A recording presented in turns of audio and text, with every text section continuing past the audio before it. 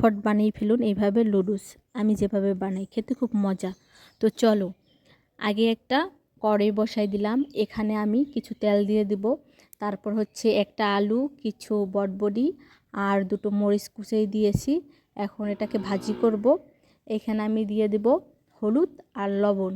তো দেখো আমি মানে গ্যাসটা লোতে রাইখা ভাজি করব, কারণ এটা ভালো সেদ্ধ মানে তাড়াতাড়ি সেদ্ধ হবে, যাতে পুড়ে না যায়।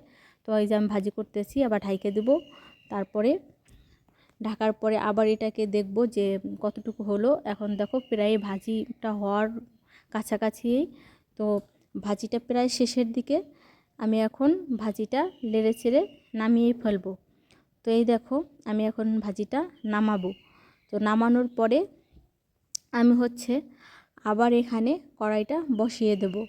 তো কড়াইটা বসাই দিলাম, এখন আবার খানিকটা তেল দেব।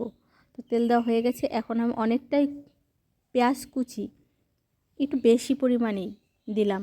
তো এটা ভাজি মানে ভাজতে একটু বাদামি কালার হবে, তখন আমি এর সাথে দিয়ে দেবো দুটো ডিম। তো আমি এই যে দুটো ডিম এর ভিতরে দিয়ে দিলাম, কারণ ডিম ছাড়া তো নুডলস ভালো লাগে না। তো এই যে দুটো ডিম দিলাম।